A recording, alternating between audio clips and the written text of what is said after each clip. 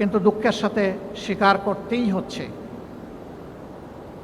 12 ফেব্রুয়ারি নির্বাচনে গঠিত সংসদ এখনো জাতিকে সেই আশার আলো দেখাতে সক্ষম হয়নি। অল্প কিছু পরিবর্তন ছাড়া পুরাতন বন্দোবস্ত আঁকড়ে ধরে এই সমাজ এখনো এগিয়ে যাচ্ছে। এর যদি ব্যাপক ভিত্তিক সংস্কার এবং পরিবর্তন না আসে তাহলে জনগণের এই আকাঙ্ক্ষা, এই প্রত্যাশা পূরণ হবে না, এটা অধরা থেকে যাবে। এখানে সকল দায়িত্বশীল ব্যক্তিবর্গ আছেন। মাননীয় প্রধানমন্ত্রী থাকলে আরও ভালো হতো, তিনিও সেই কথাগুলো নিজের কানে সরাসরি শুনতে পেতেন। আজকে যারা আপনজন হারিয়েছে তারা কি চায়, যারা পঙ্গুত্ব বরণ করেছে তারা কি চায়, নির্বিশেষে সারা দেশবাসীটা কি চায়। একটা পরিবর্তন সবাই আশা করে। সেই পরিবর্তনটা ছোটোখাটো নয়, বড় মাপের পরিবর্তন। বড় মাপের পরিবর্তন করতে হলে অবশ্যই সবাইকে মনটা বড় করতে হবে। পরিবর্তন পদ্ধতিগত আসার আগে মনোজগতের পরিবর্তন লাগবে। পুরানা ধাঁচের ধারণা অন্তরে রেখে এ দেশকে পরিবর্তন করা অসম্ভব, এটা হবে না। আমরা আর চাই না শিক্ষা প্রতিষ্ঠানে অস্ত্রের ঝনঝনানি হোক। আসসালামু আলাইকুম রহমতুল্লাহ এবং সবাইকে আন্তরিক শুভেচ্ছা।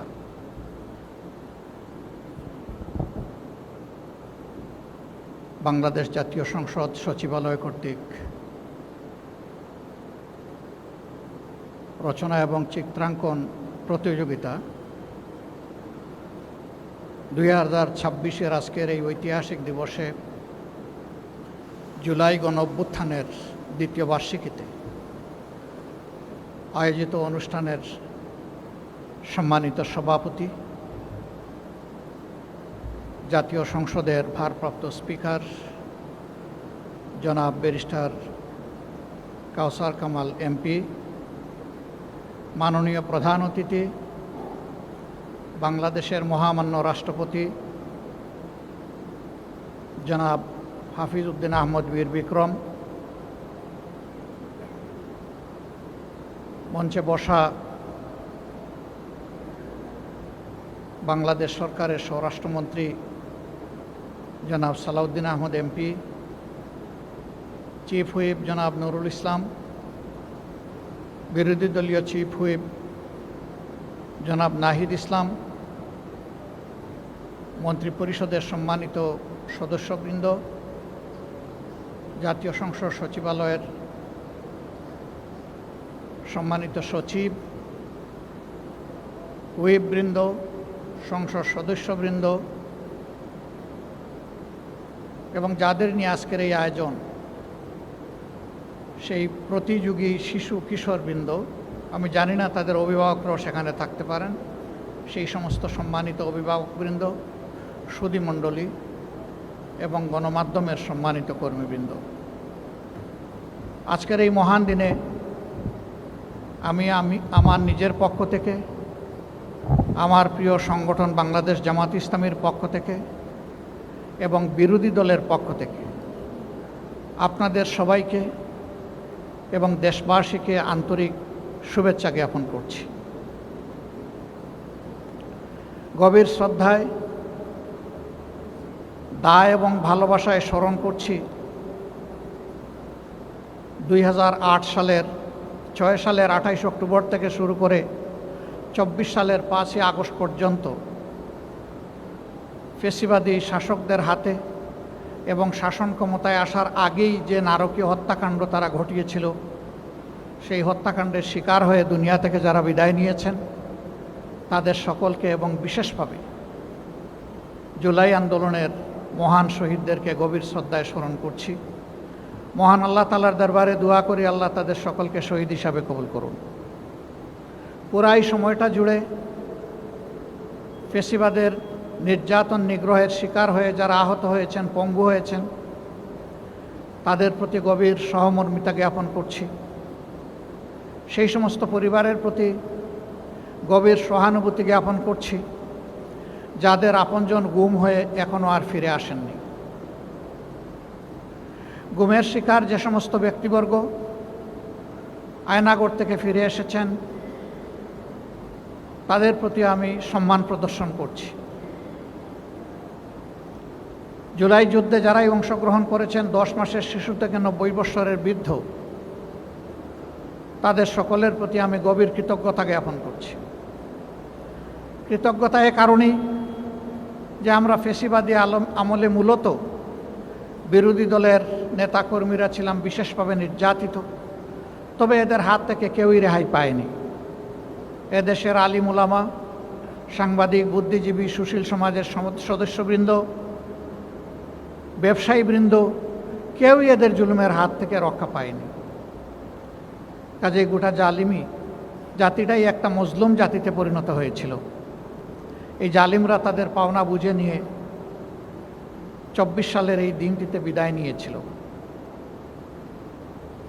সবাই আশা করে বসে আছে, ফেসিবাদীরা বিদায় নিয়েছে, আর যেন ফেসিবাদ প্রিয় দেশটাতে ফিরে না আসে। সামাজিক অর্থনৈতিক বৈষম্য যেন আর কোথাও তৈরি না হয়, সব জায়গায় যেন সুশাসন কায়েম হয়। আবাল বৃদ্ধ বনিতা সবাই যেন তার জীবনের নিরাপত্তাটুকু খুঁজে পায়। নারীরা যেন কর্মক্ষেত্রে, শিক্ষা প্রতিষ্ঠানে, সকল জায়গায় বিশেষভাবে তাদের সম্মান এবং জীবনের নিরাপত্তা লাভ করেন। শ্রমিকরা তাদের কাজের যেন ন্যায্য পাওনাটা পায়, মজুরিটা পায়। প্রবাসীরা যেন আমাদের কাছে সম্মানিত হয়, আমরা যেন তাদেরকে যথাযথ সম্মান প্রদর্শন করতে পারি। মনে রাখতে হবে, এই গণ-অভ্যুত্থান বিপ্লব সংগ্রামে দেশের ভিতর থেকে আমরা যেমন লড়াই করেছি, সারা বিশ্বে যে সমস্ত প্রবাসী নিবাসী বাংলাদেশিরা আছেন, তারাও আমাদের সাথে সমান তালে লড়াই করেছেন। আমরা যেমন এই লড়াই করতে গিয়ে জেলে গিয়েছি, তারাও কিন্তু জেলে গিয়েছেন। আমাদেরকে যেমন অন্যায়ভাবে শাস্তি দেওয়া হয়েছে, তাদেরকেও শাস্তি দিয়ে বিদেশের মাটিতে বিদেশি কারাগারে পুরে রাখা হয়েছিল। কাজেই কারো অবদান কম নয়, কাউকে ছোট করে দেখার কোনো সুযোগ নেই। এই সকলের প্রত্যাশার জায়গা একটাই, যে আর যেন ফেসিবাদ বাংলাদেশে ফিরে না আসে। গণতান্ত্রিক কাঠামো যেন স্থিতিশীল হয় এবং মজবুত ভিত্তি পায়। কিন্তু দুঃখের সাথে স্বীকার করতেই হচ্ছে, 12 ফেব্রুয়ারি নির্বাচনে গঠিত সংসদ এখনও জাতিকে সেই আশার আলো দেখাতে সক্ষম হয়নি। অল্প কিছু পরিবর্তন ছাড়া পুরাতন বন্দোবস্ত আঁকড়ে ধরে এই সমাজ এখনো এগিয়ে যাচ্ছে। এর যদি ব্যাপক ভিত্তিক সংস্কার এবং পরিবর্তন না আসে, তাহলে জনগণের এই আকাঙ্ক্ষা, এই প্রত্যাশা পূরণ হবে না, এটা অধরা থেকে যাবে। এখানে সকল দায়িত্বশীল ব্যক্তিবর্গ আছেন। মাননীয় প্রধানমন্ত্রী থাকলে আরও ভালো হতো, তিনিও সেই কথাগুলো নিজের কানে সরাসরি শুনতে পেতেন। আজকে যারা আপনজন হারিয়েছে তারা কি চায়, যারা পঙ্গুত্ব বরণ করেছে তারা কি চায়, নির্বিশেষে সারা দেশবাসীটা কি চায়। একটা পরিবর্তন সবাই আশা করে। সেই পরিবর্তনটা ছোটোখাটো নয়, বড় মাপের পরিবর্তন। বড় মাপের পরিবর্তন করতে হলে অবশ্যই সবাইকে মনটা বড় করতে হবে। পরিবর্তন পদ্ধতিগত আসার আগে মনোজগতের পরিবর্তন লাগবে। পুরানা ধাঁচের ধারণা অন্তরে রেখে এ দেশকে পরিবর্তন করা অসম্ভব, এটা হবে না। আমরা আর চাই না শিক্ষা প্রতিষ্ঠানে অস্ত্রের ঝনঝনানি হোক, এটাও চাই না আমাদের সন্তানরা লেখাপড়া করবে, হঠাৎ করে দেখবে বাহির থেকে কিছু লোক এসে গেছে, বিশ্ববিদ্যালয়ের ভিতরে, কলেজের ভিতরে এসে পরিবেশ অশান্ত করে ফেলেছে। আমরা এটা চাই না।